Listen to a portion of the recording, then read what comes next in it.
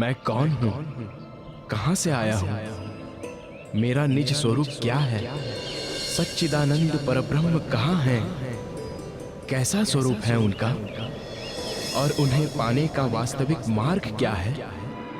तारतम ज्ञान के अखंड प्रकाश में इन प्रश्नों का अनायास ही समाधान प्राप्त हो जाता है।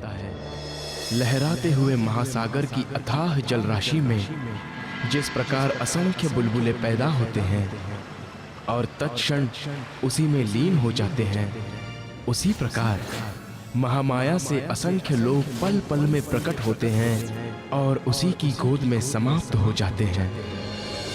और इसी महाशून्य में प्रकट होता है आदि नारायण का स्वरूप, जो अक्षर ब्रह्म का स्वाप्निक मन होता है। संपूर्ण सृष्टि का संचालक यही है। इसी की चेतना का प्रतिभास सभी प्राणियों के रूप में दृष्टिगोचर होता है।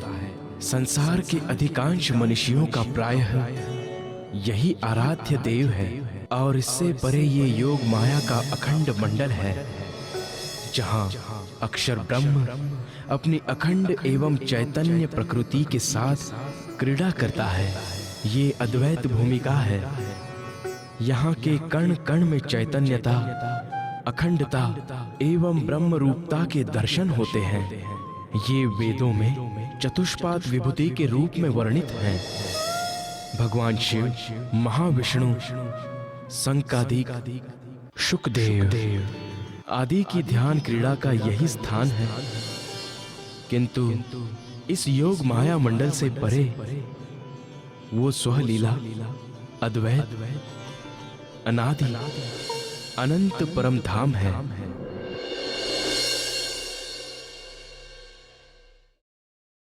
अतः जागनी कार्य का संपूर्ण उत्तरदायित्व मैं तुम्हें सौंपता हूं।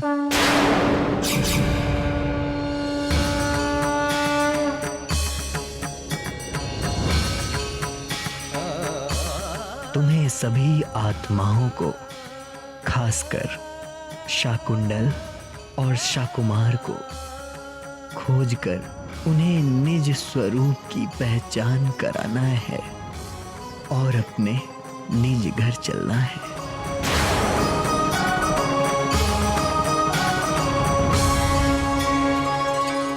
जैसी आपकी आज्ञा सद्गुरु महाराज। अब मैं अपना सारा जीवन आपकी आज्ञा के अनुसार बिताऊंगा और समस्त सुंदर साथ को जगाने का पूरा प्रयास करूंगा।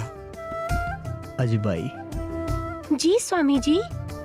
एक भोजन की थाली लेकर आओ। जी स्वामी जी, लाई।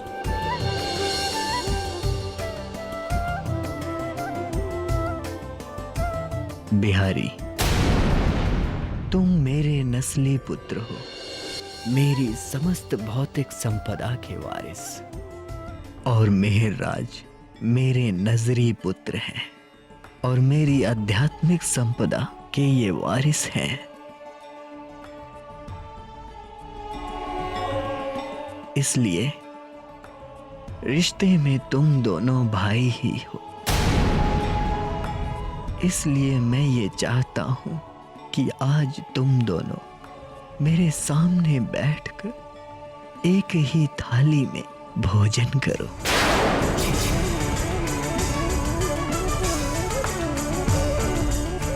और अपनी सारी दूरियां मिटा दो और मुझे विश्वास दिला दो कि मेरे जाने के बाद तुम दोनों में कोई विवाद नहीं होगा। जो आज्ञा सद्गुरु महाराज।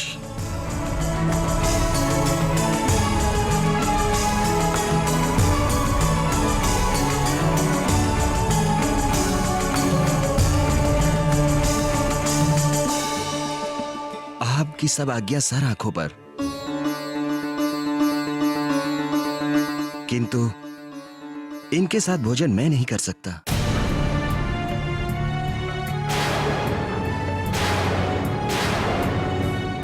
मुझे इनसे ना तो कोई स्नेह है, ना इनके प्रति कोई भावना। इसलिए आप तो मुझे क्षमा ही करें।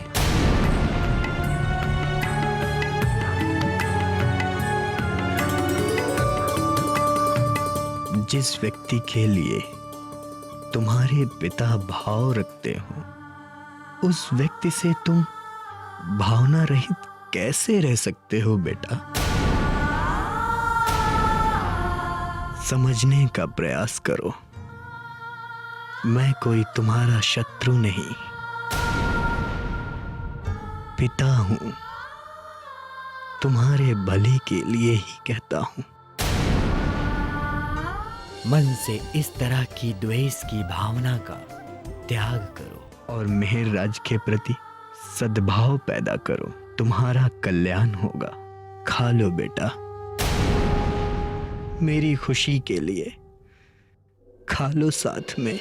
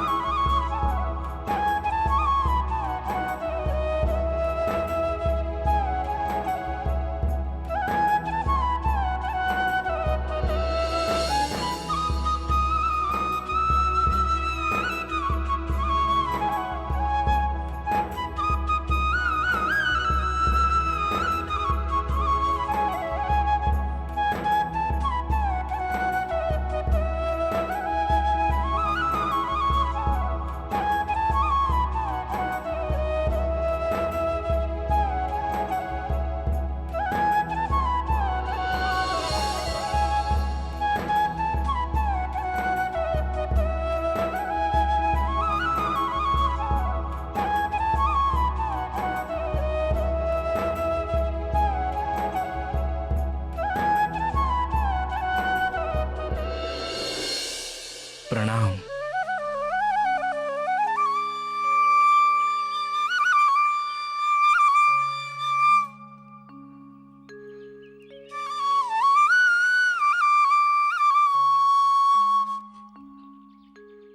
इस प्रकार मेहर राज जी श्री देवचंद्र जी के पास कुल 22 दिनों तक रहे और इन 22 दिनों में उन्हें श्री देवचंद्र जी ने भविष्य में होने वाली सभी मुख्य घटनाओं के विषय में संक्षेप में बता दिया। उन्होंने शाकुंतल और शकुमार की आत्माओं को जागृत करने पर विशेष जोर दिया और इसके बाद सारे सुंदर साथ को आत्मिक सुख देने का उत्तरदायित्व सौंपकर संवत 1712 में भादो सुदी चतुर्दशी की रात उन्होंने अपने नश्वर देह का त्याग कर दिया और श्री मेहरराज जी के हृदय धाम में विराजमान हो गए, जिससे वे अब मेहरराज से अक्षरातीत प्राणनाथ हो जाते हैं। आगे जिस सुंदर साथ ने भी उनके तन में विराजमान प्रियतम पर ब्रह्म श्री राज जी की पहचान की, उन्होंने उन्हें प्राणनाथ श्री जी साहिब कहकर संबोधित किया। इधर देवचंद्र जी के धाम गमन के बाद सभी सुंदर साथ पुनः माया में मग्न हो गए, सांसारिक चाहनाओं और चिंताओं में उलझ गए। उन्हें यह पहचान ही नहीं रही कि कौन आया था, उसने हमें क्या उपदेश दिया था और कहां चला गया। उन सुंदर साथ के हृदय में धाम चलने की जरा भी तड़प न रही। गांगजी बाई के घर आना सब ने बंद कर दिया, चर्चा सत्संग बंद हो गए। और तब एक दिन बालबाई कुछ विचार करके श्री मेहरराज जी के पास आई।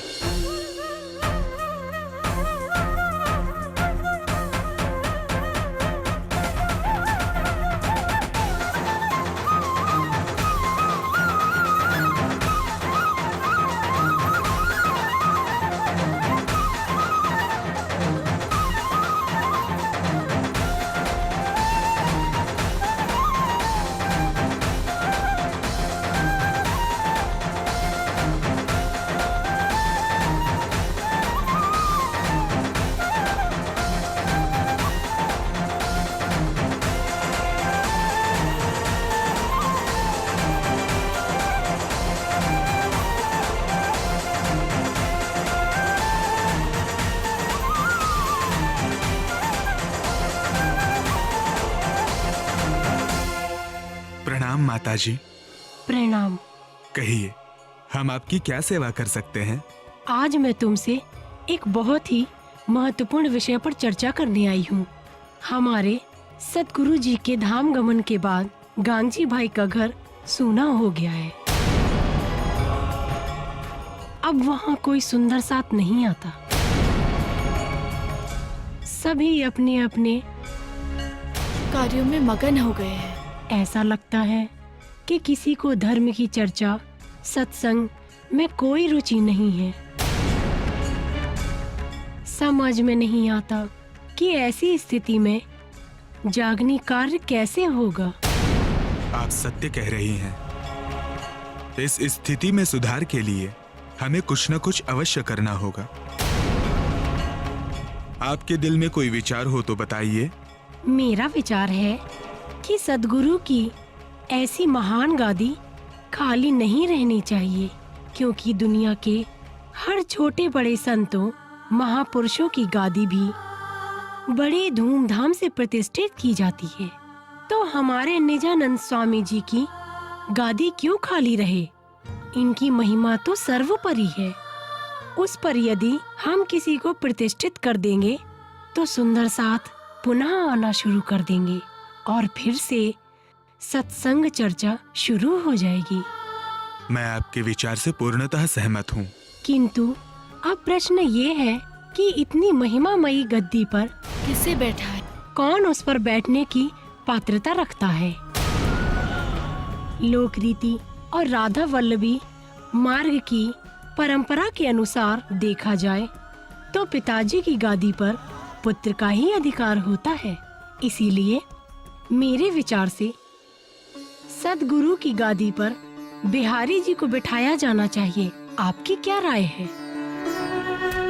वैसे तो सद्गुरु जी ने जागनी कार्य का सारा उत्तरदायित्व मुझे सौंपा था, किंतु अब इनके निर्णय के आगे मैं कर ही क्या सकता हूँ।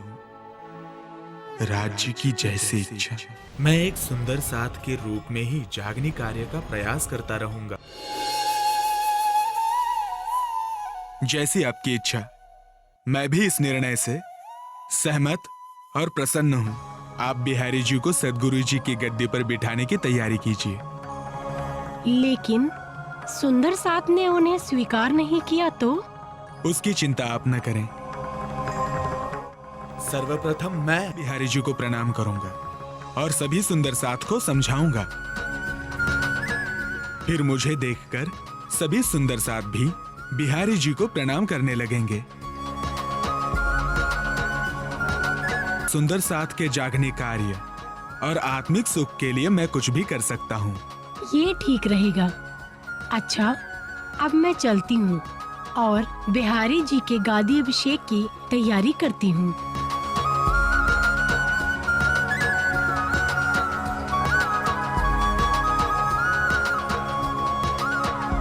प्रणाम।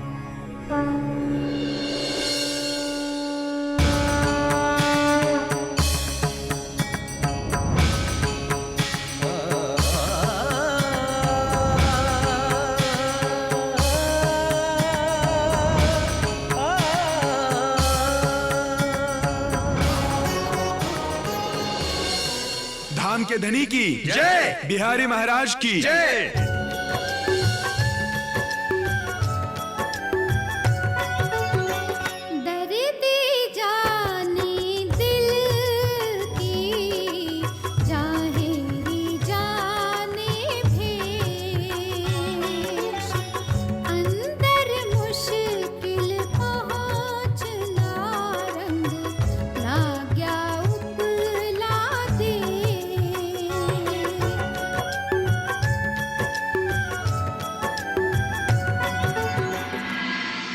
इस प्रकार संवत 1712 में अश्विन मास में बिहारी जी को गादी पर बिठाया गया। इसकी सूचना जब सभी सुंदर साथ को भेजी गई तब अधिकतर सुंदर साथ को यह उचित नहीं लगा, क्योंकि सभी को मालूम था कि सद्गुरु धनी श्री देवचंद्र जी ने ब्रह्मज्ञान प्रचार प्रसार की जिम्मेदारी श्री मेहरराज जी को सौंपी थी और कहा था कि मेरे बाद इन्हीं के तन से संपूर्ण जागनी कार्य होना है। इस विषय पर सब ने मिलकर विचार विमर्श किया और ये निश्चय किया कि वे इस संदर्भ में मिहिराज जी से बात करेंगे। ऐसा निश्चय करके वे सब मिलकर मिहिराज जी के घर आते हैं। फूलबाई, कहाँ हो तुम? चले? प्रणाम मिहिराज जी। मिहिराज जी। प्रणाम सुंदर साथ जी। कहिए, कैसे आना हुआ? मिहिराज जी, जब से हमें यह समाचार मिला है कि बिहारी जी को सद्गुरु श्री देवचंद्र जी की गादी पर बिठाया गया है, तब से हम सबको एक अजीब सी बेचैनी हो रही है। इस बेचैनी का कारण क्या है सुंदर साथ जी? वो गुरुपुत्र है और वो हमारे लिए सद्गुरु धनी श्री देवचंद्र जी के समान ही हैं। किंतु श्री निजानंद स्वामी जी ने सारी आध्यात्मिक जिम्मेदारी एवं जागनी कार्य का उत्तरदायित्व आपको सौंपा था। इस हिसाब से उनकी गादी पर आपका अधिकार होना चाहिए था। हाँ मिहिराज जी, आप ही सारे संसार में ब्रह्म ज्ञान का प्रकाश फैलाने में एवं समस्त आत्माओं को जागृत करने में समर्थ हैं। जबकि बिहारी जी को तो आध्यात्मिक क्षेत्र का तनिक भी ज्ञान नहीं है। ऐसे में वे ज्ञान चर्चा या जागनी कार्य कैसे कर सकेंगे? कभी कभी जैसा हम सोचते हैं वैसा नहीं होता। हो सकता है बिहारी जी को अपने ज्ञान का प्रदर्शन करने का कोई अवसर ही ना मिला हो। उन्हें थोड़ा समय तो दीजिए। सद्गुरु के पुत्र होने के नाते उनकी संगति का कुछ तो असर उन पर होगा ही। और जहां तक मेरी बात है, मैं जागने कार्य, चर्चा, सत्संग एक सुंदर साथ के रूप में भी कर सकता हूं। किंतु का कोई प्रश्न ही नहीं है भाई। जब मैंने बिहारी जी को सद्गुरु महाराज जी के स्थान पर बिठाया है, जब मैं उनके चरणों में शीश झुका रहा हूं, तो फिर आप सबको क्या आपत्ति है? सद्गुरु महाराज ने आप सबको मेरे आदेश अनुसार चलने कहा है ना, तो मेरा आदेश यही है कि आप सब भी बिहारी जी को धाम धनी सद्गुरु माने। ठीक है, जैसी आपकी आज्ञा। चलिए। जी।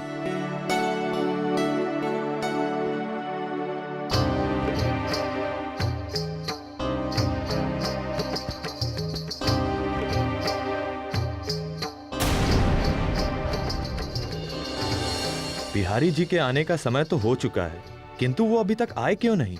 थोड़ा धीरज धरो भाई, वे किसी भी समय आ सकते हैं।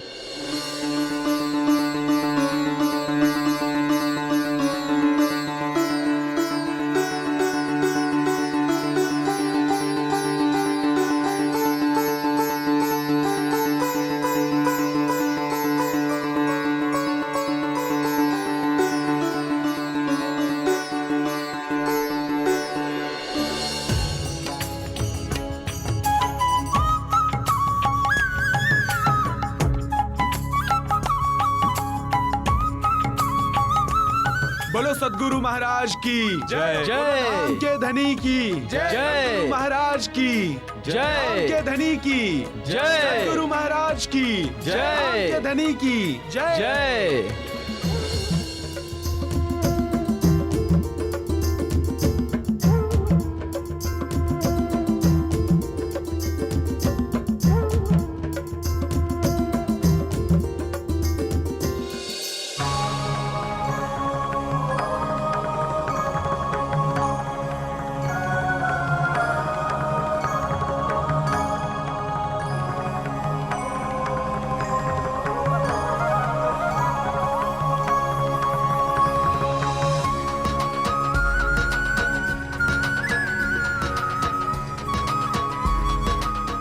आज बिहारी को इस पद पर देखकर मानो मेरा जीवन ही धन्य हो गया।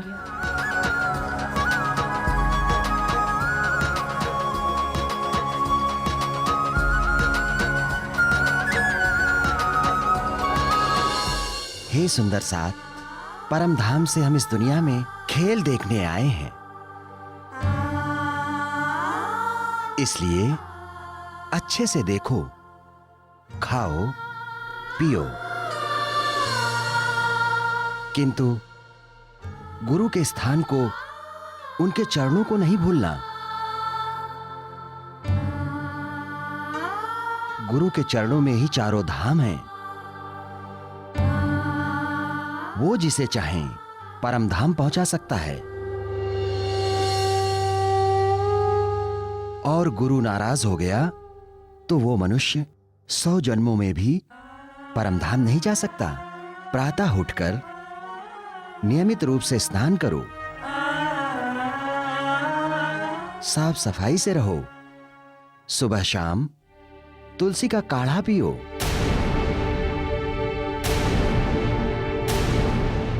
तो कभी भी बुखार नहीं आएगा। प्रतिदिन सुबह 1 माला अवश्य फेर लो, फिर यहां सत्संग में आ जाओ। सुबह शाम नियमित रूप से मेरी चर्चा सुनो। आपकी आत्मा निश्चित रूप से परम धाम पहुंच जाएगी।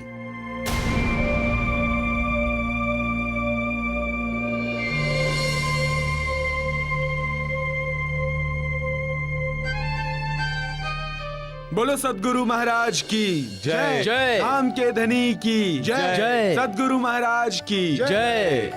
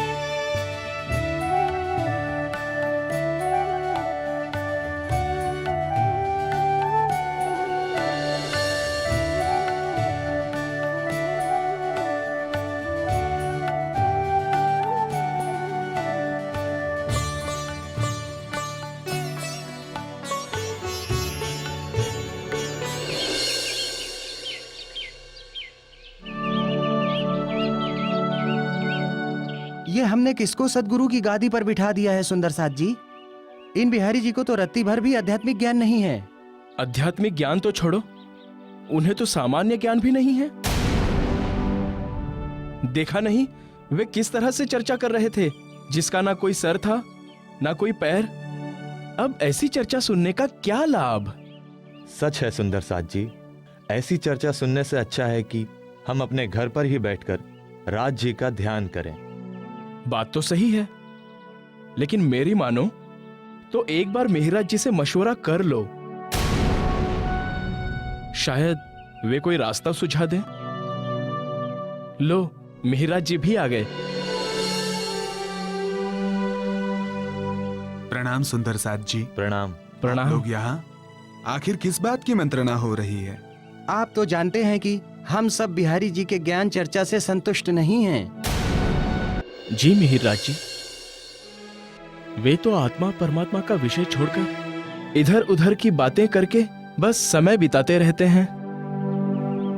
इसलिए हम सब ने सोचा है कि हम सब अब से चर्चा सुनने नहीं आएंगे, घर पर ही बैठकर राज जी का ध्यान करेंगे।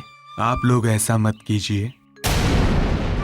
घर पर बैठने से भी भला आत्म जागृति होती है क्या? उसके लिए तो चर्चा सत्संग अत्यंत आवश्यक होती है, और बिहारी जी तो गुरुपुत्र हैं,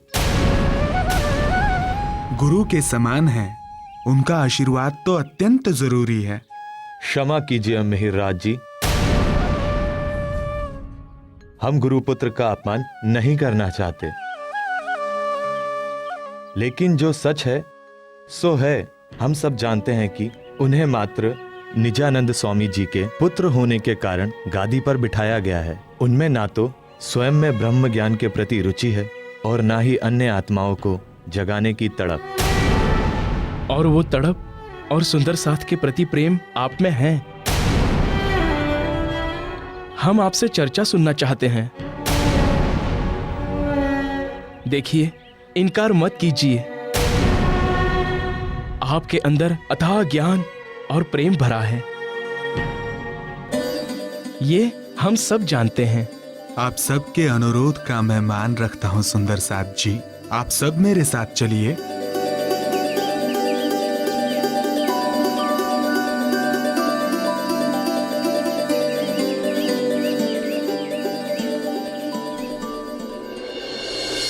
प्यारे सुंदर साथ जी, परम धाम से हम सभी आत्माएं इस नश्वर जगत में दुख का खेल देखने आ गईं।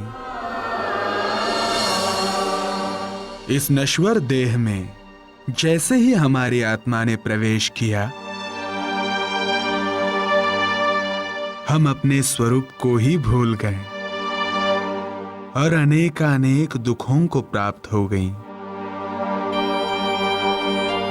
ये मायावी जगत ही ऐसा है कि यहां प्रवेश मात्र से ही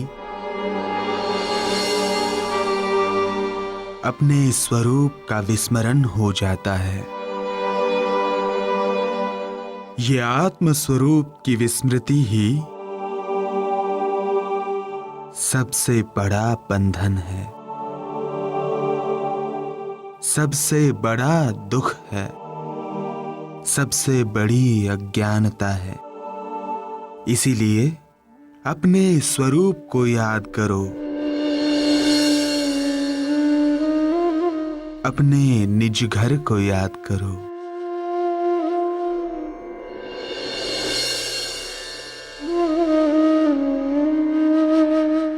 हम आत्माओं और प्रियतम परब्रह्म श्री राज जी की मिलन स्थली रंग महल, यमुना जी, सातों घाट, हौज कौसर ताल, पुखराज पहाड़ के सुख याद करो। वहां के कन कन में चेतनता, प्रेम, सुगंधी, नरमाई और करोड़ों सूर्य का शीतल प्रकाश समाया है। वहां के वृक्षों का एक पत्ता भी कभी नहीं गिरता है, ना ही फल कम होते हैं। इच्छा के अनुसार वहां ऋतुएं आती जाती हैं। याद कीजिए सुंदर साथ जी, किस प्रकार हम अपने धनी से प्रेम पूर्वक मिलते थे, किस प्रकार हम सब सखियां प्रेम व आनंद की लीला में दिन रात डूबे रहती थीं। याद करो किस प्रकार धाम धनी हमें पल पल प्रेम करते एवं रिझाते थे।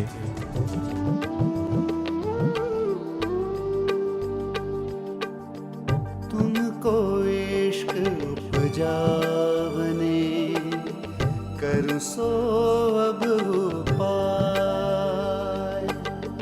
तुमको इश्क उपजावने कर सो अब पाए। पूर चलाओ प्रेम को जोया ही में छाक छकाए। पूर चलाओ प्रेम को जोया ही में छाक छकाए। तुमको इश्क उपजावने कर सो अब पाए।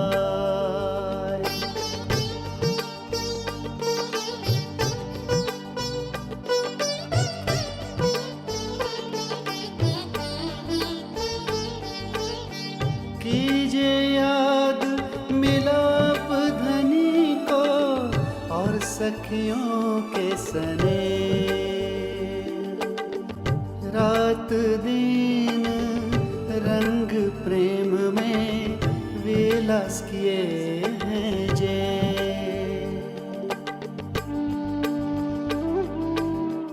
तुमको इश्क उपजावने करूँ सो अब पार।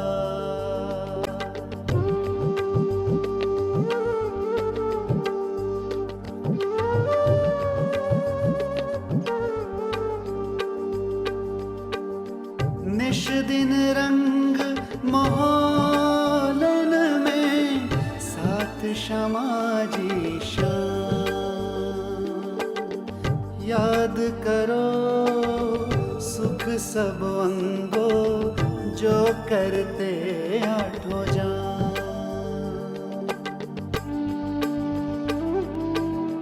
तुमको इश्क उपजावने करूँ सो अब पार।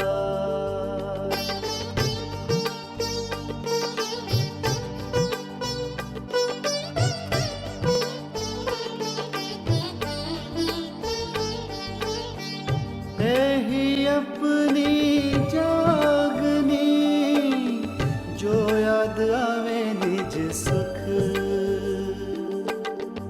इश्क याही सो आवही याही सोये सन्मुख।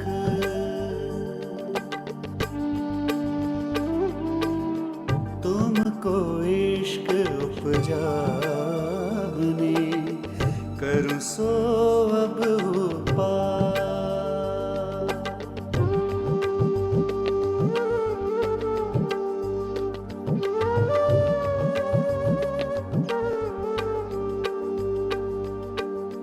फेर फेर सरूप जो निरखिए फेर फेर भूखन सिंगार। फेर फेर मिलावा मुल्का फेर फेर देखो मनुहार। तुमको इश्क उपजावने करूँ सो अब पार।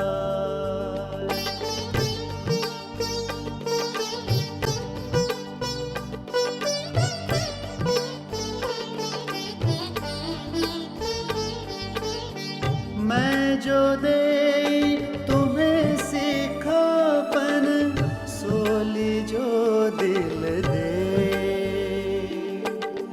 महमत कहे ब्रह्म सृष्टि को सखी जीवन हमारा है। तुमको इश्क उपजावने करूँ सो अब पार। पूर चलाओ प्रेम को जो याही में छाक छकाए। पूर चलाओ प्रेम को जो याही में छाक छकाए। तुमको इश्क उपजावने करूँ सो अब पार। तुमको इश्क उपजावने करूँ सो अब पार।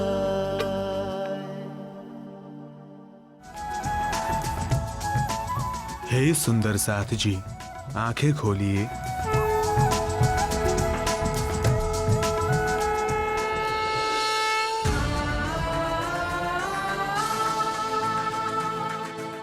आपकी चर्चा सुनकर मन को अपार शांति मिली है मिहिरराज जी। ऐसा लग रहा था जैसे हमारा हृदय आनंद के सागर में गोता लगा रहा हो। हमें निज घर प्रियतम श्री राज जी एवं निज स्वरूप की भी काफी समझ आई है। हाँ मिहिरराज जी, जब आप चर्चा कर रहे थे उस समय ऐसा लग रहा था कि जैसे स्वयं धामधनी प्राणों के नाथ राज जी आपके अंदर विराजमान होकर परम धाम का वर्णन कर रहे हो। हाँ मिहिरराज जी, मुझे भी ऐसा ही लगा कि जैसे स्वयं अक्षरातीत प्राणनाथ आपके अंदर विराजमान होकर चर्चा कर रहे हो। आज से हम प्रतिदिन आपके ही मुखारविंद से चर्चा सुनेंगे।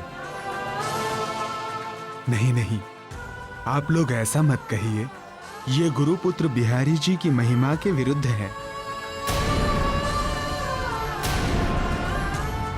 धाम धनी सद्गुरु जी की गादी पर विराजमान होने से वो हमारे लिए धाम धनी सद्गुरु महाराज के ही समान है।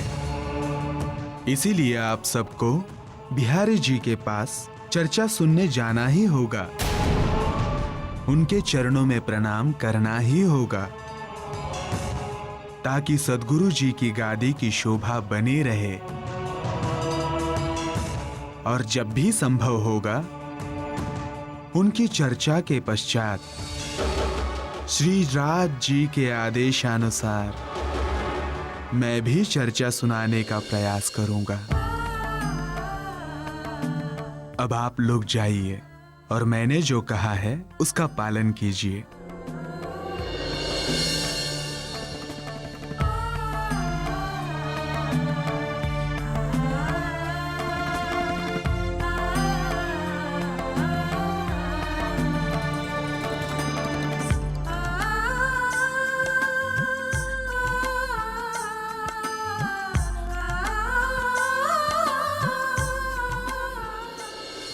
और इस तरह बिहारी जी महाराज की चर्चा से सुंदर साथ को संतोष नहीं होता था, उन्हें सहज संतुष्टि नहीं होती थी। तब मिहिरराज जी सब सुंदर साथ को चर्चा सुनाने लगे। उनकी चर्चा में धाम धनी अक्षरातीत श्री राजी महाराज और सुंदर साथ के अतिरिक्त और कोई बात नहीं होती थी। इस प्रकार चर्चा करते करते उनके हृदय में क्षर अक्षर अक्षरातीत एवं परम धाम के रहस्य प्रकट होने लगे, जिससे मिहिरराज जी का हृदय अपार आनंद और उत्साह से भर गया कि अक्षर से परे अक्षरातीत पर ब्रह्म का सच्चिदानंदमयी दिव्य परम धाम हमारा घर है। हम प्रियतम पर ब्रह्म की आत्मरूप सखियां हैं और अक्षरातीत प्रियतम श्री राज जी के चरणों में ही बैठी हैं। ये खेल तो मात्र स्वप्नवत है। वे ब्रह्मात्माएं इस समय इस मायावी जगत में मनुष्य तन में प्रकट हुई हैं, तो उनकी सेवा का अवसर फिर कब मिलेगा? फिर उन्होंने सोचा कि धन के बिना सेवा भी कैसे संभव है। ऐसा विचार करके उन्होंने बिहारी जी से नौकरी करने की अनुमति मांगी।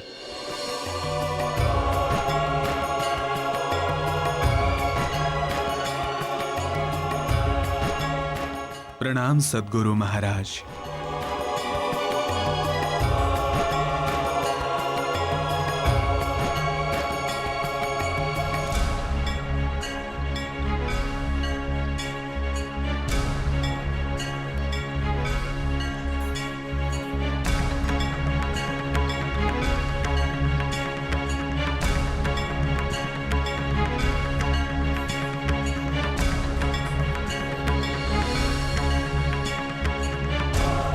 हे बिहारी जी महाराज, मेरे दिल में सुंदर साथ की सेवा से संबंधित आज एक इच्छा उत्पन्न हुई है। इसके लिए मुझे आपकी अनुमति चाहिए। कहिए मिहिरराज जी, क्या इच्छा है आपकी? जी, मेरी इच्छा है कि यहाँ जो भी सुंदर साथ आते हैं उन सबके भोजन आदि की सेवा मैं करूं। ये तो बहुत ही अच्छी बात है मिहिरराज जी। सेवा से बढ़कर कुछ नहीं है। किंतु इसके लिए धन की भी काफी आवश्यकता होगी। इसलिए मैं सोच रहा हूँ कि राज दरबार में कोई नौकरी कर लूं। ये ठीक रहेगा। मिहिरराज नौकरी में रहेगा तो सुंदर साथ को चर्चा भी कम सुनाएगा, जिससे मेरी महिमा कम होने का खतरा भी नहीं रहेगा और सेवा में कुछ धनराशि भी मुझे भेंट में प्राप्त हो जाएगी। ये तो बहुत अच्छी बात है मिहिरराज जी। आप शीघ्र ही नौकरी के लिए आवेदन कीजिए। मेरा आशीर्वाद तुम्हारे साथ है। आपका बहुत बहुत आभार बिहारी जी महाराज। मैं कल ही इसके लिए मंत्री महोदय से मिलने जाऊंगा। अब मुझे आज्ञा दीजिए। प्रणाम।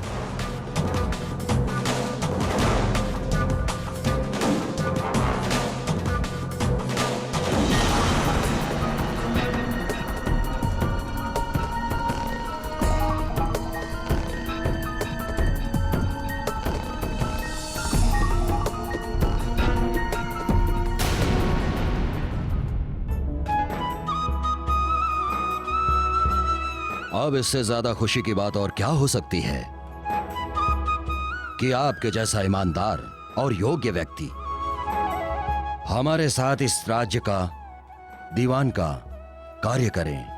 ये तो आपका बड़प्पन है मंत्री महोदय कि आपने मुझे इस योग्य समझा। तो क्या मैं अपनी नियुक्ति पक्की समझूं? बिल्कुल। आप आज से बल्कि अभी से अपना पदभार संभाल लें। आपका बहुत बहुत धन्यवाद मंत्री महोदय।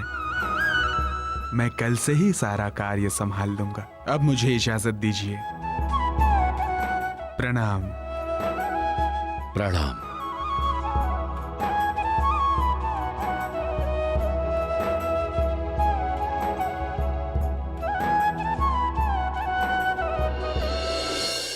इस प्रकार मिहिरराज जी ने सुंदर साथ की सेवा के उद्देश्य से वजीर के दीवान का पदभार ग्रहण कर लिया। इससे उनका शारीरिक श्रम बढ़ गया और समय की भी कमी होने लगी, किंतु फिर भी उन्होंने सुंदर साथ की सेवा में कमी नहीं आने दी। प्रतिदिन प्रातः ब्रह्म मुहूर्त में ही उठ जाते थे, फिर स्नान ध्यान करके बिहारी जी की सेवा में हाजिर हो जाते थे। बिहारी जी की चर्चा श्रवण करने के पश्चात एकांत में सभी सुंदर साथ को चर्चा सुनाते थे। फिर भोजन करके दरबार जाते थे। दरबार से राज कार्य करके शाम 4:30 बजे वापस आकर पुनः सुंदर साथ की सेवा में हाजिर हो जाते थे और उन्हें परमधाम का ध्यान कराते थे। इस प्रकार सभी सुंदर साथ आत्मिक आनंद में मग्न होने लगे, किंतु तभी बिहारी जी की क्रूर एवं निष्ठुर मनोवृत्ति के कारण एक हृदयद्रावक घटना घटी। जब मिहिरराज जी भी राजकार्य से बाहर गए हुए थे, उस समय गंगादास नाम का एक सुंदर साथ बिहारी जी से विनती करता है।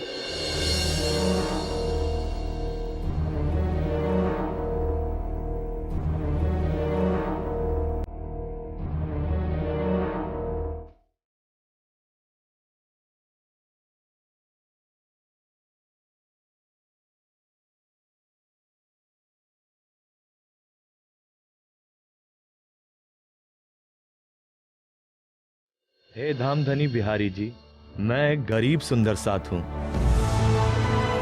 मेरा घर जामनगर से 2 कोस दूर है।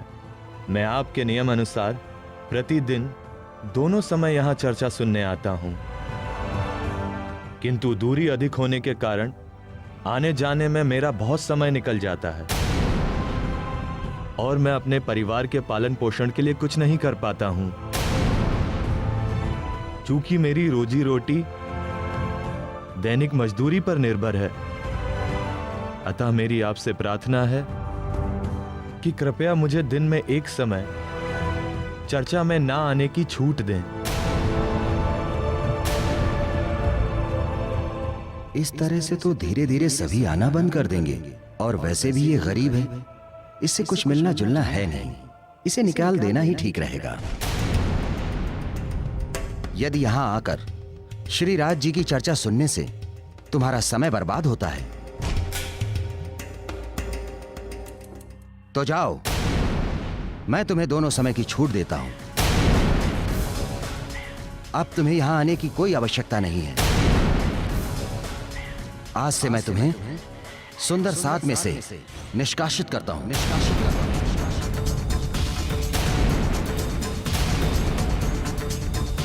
ऐसा मत कहिए गुरु महाराज,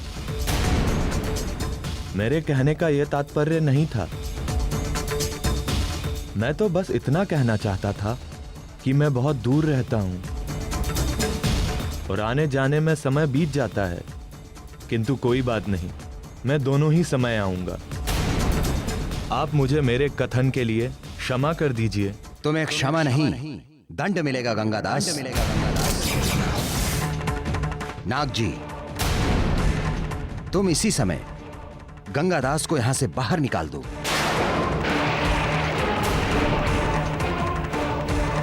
और ध्यान रहे कि ये यहां फिर कभी नहीं आना चाहिए। और आप सब सुंदर साथ भी सुन लें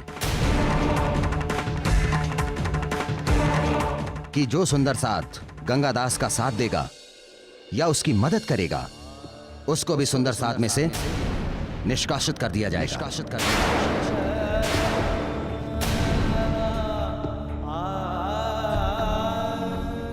मुझे क्षमा कर दीजिए महाराज, मुझे क्षमा कर दीजिए महाराज। इतने कठोर मत बनिए गुरु महाराज, मुझ पर दया कीजिए। मैं अपने कहे शब्द वापस ले लेता हूँ और आपसे क्षमा मांगता हूँ। मुझे यहाँ से मत निकालिए।